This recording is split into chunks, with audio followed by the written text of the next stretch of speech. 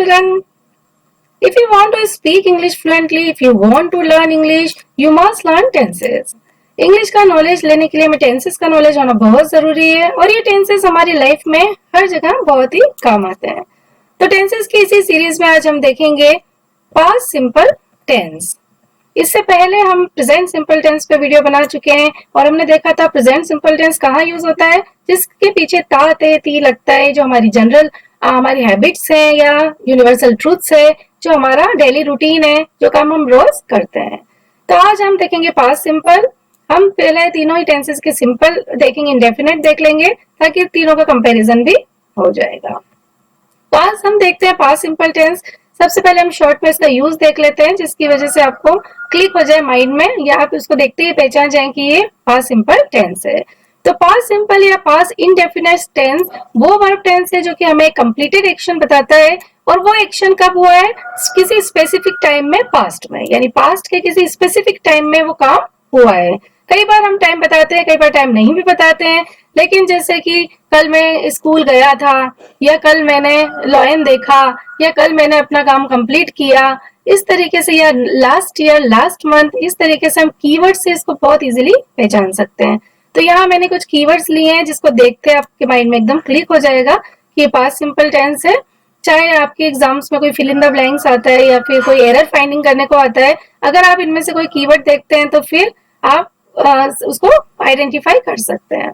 जैसे yesterday, last week, last month, last year, 1 week ago, 2 months ago, 3 years ago, yesterday, yesterday morning, in 1919, या कोई भी past year आ सकता है, 2015, 2005, the day before yesterday, in March, on Sunday, कोई भी last week का जैसे डे या कोई भी मंथ आ सकता है, व्हेन आई वाज बोर्न, या फिर कुछ इस तरीके से आ जाए कोई sentence, when I was born या when I was young, when I was in school, कोई भी जो पास्ट इवेंट को शो करता है, तो उसके साथ वाले सेंटेंस में हम पास्ट सिंपल टेंस यूज करेंगे। तो ये वो कीवर्ड्स हैं जिसको देखते ही आप एकदम से आइडेंटिफाई कर सकते हैं। अब हम देखते हैं इसके रूल्स। जब हम अफर्मेटिव सेंटेंस बनाते हैं, जो पॉजिटिव सेंटेंस हम बनाते हैं, तो उसमें हम सब्जेक्ट के साथ लेते हैं वर्ब की सेकंड फॉर्म। अब यहाँ पे आपको ध्यान ये रखना है कि सब्जेक्ट चाहे सिंगुलर हो या प्लूरल हो, हमें सेकंड फॉर्म ही यूज करनी है। जैसे प्रेजेंट सिंपल में हमने देखा था कि अगर सिंगुलर होता है तो वर्ब के पीछे एस ई एस लगता है, प्लूरल होता है तो वर्ब की फर्स्ट फॉर्म ही लगती है। लेकिन यहाँ चाहे सब्जेक्ट सिंगुलर हो, प्लूरल हो, थर्ड पर्सन प्लूरल हो, तो भी वर्ब की सेकंड फॉर्म ही यूज करनी है। आई सो अ मूवी यस्टरडे। अब आप यहाँ यस्टरडे देखते ही एकदम आपके माइंड में क्लिक हो जाना चाहिए कि हमें यहाँ पे सेकंड फॉर्म लगानी है, चाहे वो सिंगुलर सब्जेक्ट हो या प्लूरल हो, यानी आई, वी, यू, दे या ही, शी, सबके साथ सेकंड फॉर्म ही आएगा। आई सो ए मूवी यस्टरडे, मैंने कल एक मूवी देखी। Last year I travel to Korea. अब यहाँ लास्ट ईयर आते ही आपके माइंड में क्लियर हो जाना चाहिए कि second form of the verb use करनी है, तो यहाँ ट्रेवल्ड हमने सेकंड फॉर्म ली है, पास्ट फॉर्म ली है। अब हम देखते हैं नेगेटिव सेंटेंस किस तरीके से बनाना है। प्रेजेंट सिंपल में हमने देखा था वहां डू और डज यूज किया था, और सिंगुलर के साथ हम डज यूज करते हैं, प्लूरल के साथ हम डू यूज करते हैं, लेकिन यहाँ पे आपको चाहे सिंगुलर हो या प्लूरल हो, आपको डिड ही यूज करना है। और डिड के साथ आप, क्योंकि नेगेटिव है तो हम नॉट लगाएंगे, लेकिन एक बहुत ही इंपॉर्टेंट पॉइंट जो आपको याद रखना है कि डिड के साथ we must use first form, यानी डिड के साथ हम हमेशा फर्स्ट फॉर्म यूज करते हैं। तो इसको इस तरीके से याद रख सकते हैं कि डिड ऑलरेडी सेकंड फॉर्म है, तो दो हम सेकंड फॉर्म तो यूज नहीं करेंगे साथ में, तो डिड के साथ हमेशा फर्स्ट फॉर्म यूज होती है। जब हम डिड को हटाते हैं या आंसर देते हैं तब हम फिर सेकंड फॉर्म यूज करते हैं। तो यहाँ एग्जांपल्स देख लेते हैं। I didn't see a play yesterday. Did not को हम शॉर्ट में लिखेंगे डिडंट, और यहाँ यस्टरडे आ गया है, कल की बात हो रही है, जो कि टाइम निकल गया है। मैंने कल एक मूवी नहीं देखी। Last year I didn't travel to Korea. Last year मैंने कोरिया ट्रेवल नहीं किया। He didn't like tomatoes before. उसको पहले टमाटोज पसंद नहीं थे। तो ये बात सब पहले की हो रही है, और क्योंकि यहाँ पे डिडंट लगाया है तो हमने फर्स्ट फॉर्म यूज की है, सी, ट्रेवल और लाइक। अगर हम डिड नहीं लगाते हैं तो फिर हम सो, ट्रेवल्ड, लाइक्ड यूज करते हैं, जो कि अफर्मेटिव सेंटेंस होते हैं। तो डिड के साथ हमेशा फर्स्ट फॉर्म यूज करनी है। यहाँ एग्जाम्पल और देख सकते हैं। Allen didn't visit London. तो यहाँ पे डिडंट के साथ हमने क्या लिया, विजिट, लेकिन अगर डिड हटा देते हैं तो क्या आ जाता है, visited. I visited London. Next देखते हैं इंट्रोगेटिव सेंटेंस। सिमिलरली हम सब्जेक्ट के साथ डिड लगाएंगे, लेकिन डिड कहाँ लगेगा? सब्जेक्ट के आगे। यानी जब भी हम क्वेश्चन फ्रेम करते हैं तो सब्जेक्ट से पहले हम हेल्पिंग वर्ब को यूज करते हैं, तो यहाँ डिड पहले आ जाएगा, फिर सब्जेक्ट आएगा, और वही डिड क्योंकि डिड क्यों आ रहा है तो हमें फर्स्ट फॉर्म लगाना है। तो डिड के साथ ऑलवेज फर्स्ट फॉर्म लगाना है। Did you play musical instrument when you were a kid? जब तुम छोटे थे तो क्या तुम म्यूजिक इंस्ट्रूमेंट प्ले करते थे? Did she perform last night? क्या उसने परफॉर्म किया था लास्ट नाइट को? तो यहाँ लास्ट नाइट या यू आर ए किड, इससे आप पहचान सकते हैं कि पास्ट सिंपल टेंस है, और हमें क्योंकि क्वेश्चन फ्रेम करना है तो डिड को हमने आगे लगाया। अब इसका आंसर, जब हम हेल्पिंग वर्ब से क्वेश्चन को फ्रेम करते हैं तो आंसर हमें यस और नो में देना होता है। तो शॉर्ट में हम कैसे आंसर देंगे? Yes she did, no she didn't. अगर हमें यस लिखना है तो यस के साथ शी डिड या ही डिड, और नो के साथ नो शी डिडंट। तो जब भी हम हेल्पिंग वर्ब से क्वेश्चन फ्रेम करते हैं तो हम यस और नो में आंसर देते हैं। लेकिन अगर हमें ऐसा क्वेश्चन फ्रेम करना है जिसमें यस और नो में आंसर नहीं चाहिए, हमें पूरी डिटेल में आंसर चाहिए, तो हम WH क्वेश्चन वर्ड्स यूज करते हैं। और सिमिलरली आपको यही रूल फॉलो करना है इसमें भी, सिर्फ आपको इस डिड के आगे ये WH क्वेश्चन वर्ड लगा देना है। What, why, when, where, how, ये सिर्फ डिड के आगे लग जाएगा, तो ये क्वेश्चन बन जाएगा, डबल क्वेश्चन बन जाएगा। ये इंट्रोगेटिव डबल इंट्रोगेटिव हो जाता है, और अक्सर हम ये बहुत यूज करते हैं। Where did you go yesterday? कल तुम कहाँ गए थे? तो यहाँ हमें आंसर यस नो में नहीं मिलेगा, यहाँ आंसर हमें पूरा मिलेगा I went to the zoo, मैं कल जू गया था। How long did you wait for them? तुमने कितनी देर उनका वेट किया था? We waited for 1 hour। तो ये 2 टाइप्स के क्वेश्चंस हो जाते हैं। एक तो हेल्पिंग वर्ब से हम डिड से स्टार्ट करते हैं जिसका आंसर यस और नो में होता है, और एक क्वेश्चन जो कि हम WH क्वेश्चन वर्ड से यूज करते हैं, what, why, when, where, how, तो इसके साथ भी हम डिड को यूज कर लेते हैं, और उसके बाद सब्जेक्ट आता है, और इसका आंसर यस नो में नहीं आता है। अब हम देखेंगे इसका डिटेल में यूज और साथ में एग्जांपल्स भी। अब आपको रूल्स तो क्लियर हो गए हैं, तो अब यूजेस आप बहुत इजीली समझ में आ जाएंगे। तो सिंपल पास्ट हम कहाँ यूज करते हैं? ऐसा कोई एक्शन जो कि पास्ट में कंप्लीट हो गया है, यानी कि action started and finished at a specific time in the past. Past के किसी स्पेसिफिक टाइम में वो स्टार्ट हुआ और फिनिश भी हो गया है।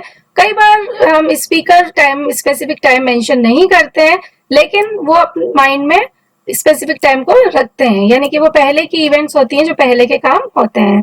I saw a movie yesterday, यहाँ आप यस्टरडे देख के क्लिक कर जाएंगे कि यहाँ पे सेकंड फॉर्म यूज करनी है। Last year I travel to Japan, she washed her car last week, यहाँ लास्ट वीक देखते आप क्लियर हो जाएंगे। तो ऐसे कुछ कीवर्ड्स मिलते हैं, तो आपको बिल्कुल कंफ्यूज नहीं होना है। अगर इस टाइप के कोई भी कीवर्ड्स हैं तो फिर वहां पास्ट सिंपल टेंस ही यूज होता है, सेकंड फॉर्म ही यूज होती है।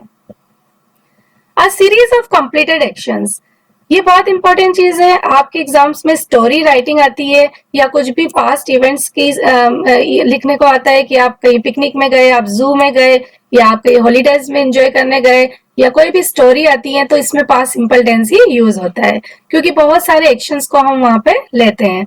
तो जब हम सीरीज ऑफ कंप्लीटेड एक्शन को शो करना चाहते हैं तो भी पास्ट सिंपल टेंस ही यूज होता है, और हम फिर उसको लाइन से सीरीज के अकॉर्डिंग सीक्वेंस में जमा सकते हैं। जैसे आई फिनिश्ड वर्क, मैंने काम फिनिश किया। Walk to the beach, beach की तरफ गया, and found a nice place to swim, और एक नाइस प्लेस मुझे वहां स्विम करने को मिला। तो ये सीरीज हो गई एक तरीके से कंप्लीटेड एक्शंस की, और इसी तरीके से हम स्टोरीज बनाते हैं। पूरी आप स्टोरी पास्ट सिंपल टेंस में लिख सकते हैं। He arrived from airport at 8 AM, 8, वो एयरपोर्ट से 8 बजे आया। Checked in to hotel at 9, 9 बजे उसने चेक इन किया। And met the others at 10, और दूसरों से वो मिलने कब गया? 10 बजे। तो यहाँ पे वो सारे एक्शंस जो कंप्लीटेड है उसको सीक्वेंस वाइज हम यहाँ पे अरेंज करके आप कोई पास्ट का रूटीन बता सकते हैं कि आपने उस दिन क्या क्या किया था, या कोई स्टोरी राइटिंग लिख सकते हैं, या फिर कोई भी ऐसी चीजें जो आपको डिस्क्राइब करनी है कि उस दिन क्या क्या हुआ था, कोई भी रिपोर्ट राइटिंग, तो उसमें सब में पास्ट सिंपल टेंस यूज होगा। ड्यूरेशन इन द पास्ट, कई बार पास्ट सिंपल टेंस हमें ड्यूरेशन भी शो करता है कि वो एक्शन आपने कितनी देर तक के लिए किया था, जैसे फॉर 2 years, फॉर 5 minutes, या पूरे दिन या पूरे ईयर किया था। तो इसके एग्जांपल्स देख लेते हैं। Sunil studied Japanese for 5 years, 5 साल के लिए उसने जापानीज सीखी थी। They sat at the beach all day, वो पूरे दिन बीच पे बैठे थे। We talked on phone for 30 minutes, हमने फोन में 30 मिनट तक बात की थी। तो इस तरीके से यहाँ ड्यूरेशन इन द पास्ट को शो करने के लिए भी पास्ट सिंपल टेंस यूज होता है। हैबिट्स इन द पास्ट, हमारी पास्ट की हैबिट्स को शो करने के लिए, क्योंकि हम जो प्रेजेंट की हैबिट्स है वो तो सिंपल प्रेजेंट टेंस से हम यूज कर लेते हैं फर्स्ट फॉर्म के साथ लगा के। यहाँ पे हम पास्ट की हैबिट्स को बताएंगे जो जनरली हम यूज टू से डिस्क्राइब करते हैं कि मैं ऐसा किया करता था, यानी वो हैबिट्स हमारी अभी नहीं है, जब हम यंग थे या हम छोटे थे या पहले की बात कर रहे हैं। तो यहाँ भी always, often, usually, never use होता है, लेकिन साथ में यहाँ पे when I was a child, when I was young, younger, इस तरीके से यूज होता है। नहीं तो जनरली हम ऑलवेज, ऑफन के लिए प्रेजेंट सिंपल टेंस यूज करते हैं जो हमारी अभी के हैबिट्स हैं, लेकिन ये क्योंकि पास्ट की हैबिट्स हैं इसमें हम सेकेंड फॉर्म यूज करेंगे। I studied French when I was a child. अब यहाँ when I was a child आ गया तो सिंपली यहाँ पे सेकेंड फॉर्म यूज करेंगे, क्योंकि हमारी पास्ट की हैबिट है कि जब मैं बच्चा था तब मैंने फ्रेंच पढ़ी थी। She worked at the movie theatre after school, वो स्कूल के बाद मूवी थिएटर में काम करती थी, ये काम किया उसने। They never went to school, they always skip class, वो कभी स्कूल नहीं गए, उन्होंने हमेशा क्लास को स्किप किया। तो ये सारी पास्ट हैबिट्स हैं जो हम प्रेजेंट सिंपल टेंस में यूज कर सकते हैं। कई बार वर्ब्स की सेकेंड फॉर्म बनाने में हमें बहुत कंफ्यूजन हो जाता है, तो यहाँ वो भी हम रूल्स देख लेते हैं। जब भी किसी वर्ब के पीछे वाई होता है तो हम वाई को हटा के आईईडी लगाते हैं। तो हरी, हरीड, कैरी का कैरीड, स्टडी का स्टडीड हो जाएगा। और जब पीछे यहाँ पे एक वॉवेल हो और पीछे कंसोनेंट हो, शॉर्ट वॉवेल कंसोनेंट, तो हम यहाँ पे रिपीट करते हैं कंसोनेंट साइन को, जैसे स्टॉप का स्टॉप्ड, शिप का शिप्ड, एडमिट का एडमिटेड, हक का हक्ड। इसी तरीके से यहाँ पे अगर वर्ब के पीछे कोई वॉवेल के साथ एल हो तो हम यहाँ पे एल को डबल कर लेते हैं, ट्रेवल्ड, लेबल्ड, कैंसल्ड। तो यह वर्ब्स की सेकंड फॉर्म भी लर्न होना बहुत जरूरी है। कुछ और वर्ब्स यहाँ पे लिए हैं जो जैसे कि वॉक का हो जाएगा वॉक्ड। तो बहुत सारी जो वर्ब्स होती हैं उसके पीछे हमें सिर्फ ईडी लगाना होता है, वो रेगुलर वर्ब्स होती हैं। वॉक वॉक्ड, प्ले का प्लेड, लुक का लुक्ड, स्माइल का स्माइल्ड, कॉल का कॉल्ड, ओपन का ओपन्ड। और कुछ इरेगुलर वर्ब्स होती हैं जिसकी सेकंड फॉर्म चेंज हो जाती है, जैसे गिव का गेव, सी का सो, रन का रेन, होल्ड का हेल्ड, हैव का हेड, गेट का गॉड। कुछ ऐसी वर्ब्स होती हैं जिसकी तीनों फॉर्म सेम ही रहती हैं, जैसे हिट, पुट, शट। तो वर्ब्स का नॉलेज होना बहुत जरूरी है। यहाँ पे फिर से हमने वर्ब्स लिए हैं कुछ, जैसे लिव के पीछे हमने क्या लगाया, जिसके पीछे ऑलरेडी ई है, यानी ऐसी वर्ब जिसके पीछे ऑलरेडी ई है तो वहां ईडी नहीं लगा के ओनली डी ही वापस लगेगा। और वही वाई के आगे अगर वॉवेल है तो आईईडी नहीं लगेगा, ईडी लगेगा। यहाँ वाई के आगे वॉवेल नहीं है तो फिर आईईडी लग रहा है। तो ट्राई का ट्राइड, कैरी का कैरिड, लेकिन स्टे के आगे क्योंकि यहाँ पे वॉवेल आ रहा है ए, तो यहाँ पे ईडी लगेगा। तो यहाँ पे कुछ रिपीटिंग वर्ब हम पहले भी देख चुके हैं कि नॉट का नोडेड, रिप का रिप्ड हो जाता है, कमिट का कमिटेड, प्रिफर का प्रिफर्ड हो जाता है। इसमें जो कॉन्सोनेंट साउंड है वो डबल हो जाता है, वो रिपीट हो जाता है। कई बार हम साउंड में भी कंफ्यूज हो जाते हैं। अगर पीछे ईडी है तो हम उसका साउंड बोलेंगे पेंटेड, प्लांटेड, फोल्डेड, ईडी वाला साउंड निकलेगा। अगर टी और डी पीछे है तो हम ईडी लगाते हैं और उसका साउंड भी प्लांटेड या ईडी वाला साउंड निकलता है। लेकिन इन सारे वर्ब्स के पीछे अगर ईडी लग रहा है तो उसका साउंड टी से लेते हैं, kicked, jumped, wished, missed, washed and puffed. और अगर हम वॉवेल साउंड है या लाउंड साउंड है तो हम यहाँ पे डी का साउंड लेते हैं, played, cried, climbed, called, opened और बस्ट। तो ये प्रोनाउंसिएशन भी देख सकते हैं। यहाँ पे हम रिवाइज कर लेते हैं जल्दी से पास्ट सिंपल टेंस को। हमें सब में सेकंड फॉर्म यूज करनी है, चाहे सब्जेक्ट सिंगुलर हो या प्लूरल हो, आई हो, यू हो, ही हो, शी हो, सबके साथ वर्कड यूज किया है। सिंपली फिर हम नेगेटिव बनाते हैं तो डिडंट यूज करते हैं, तो डिडंट के साथ फर्स्ट फॉर्म यूज करनी है, सेकंड फॉर्म यूज नहीं करनी है। सिमिलरली जब हमने इंट्रोगेटिव में भी डिड को आगे लिया है तो भी फर्स्ट फॉर्म ही यूज करनी है, सेकंड फॉर्म यूज नहीं करनी है। और जब हम आंसर देते हैं तो यस और नो में हम short answer yes I did, no I didn't, yes she did, no she didn't. तो इस तरीके से हम इसको रिवाइज कर सकते हैं। अब हम लास्ट में एक्सरसाइज देखते हैं ताकि आपको ये टेंस बिल्कुल क्लियर हो जाए। आई माई वाइफ इन 1993, 1993 आप पास्ट ईयर देखते ही आपके माइंड में क्लिक हो जाना चाहिए कि यहाँ पे सेकंड फॉर्म लगेगी, met. I met my wife in 1993। We spend for our holidays last month, last month देखते ही फिर आपके माइंड में क्लिक हो जाना चाहिए कि यहाँ पे क्या लगेगा, went. They home very late last night, last night आते ही फिर हमारे माइंड में आ गया क्लियर कि गॉट लगेगा when I was a boy. अब ये वाली चीज देख के भी फिर क्लियर हो जाएगा कि जब मैं बॉय था। और फिर यहाँ एवरीडे से कंफ्यूज नहीं होना है, क्योंकि ये चीज आ गई कि when I was a boy, तो फिर एवरीडे आएगा तो भी आपको सेकंड फॉर्म ही लगानी है, फर्स्ट फॉर्म नहीं लगानी है।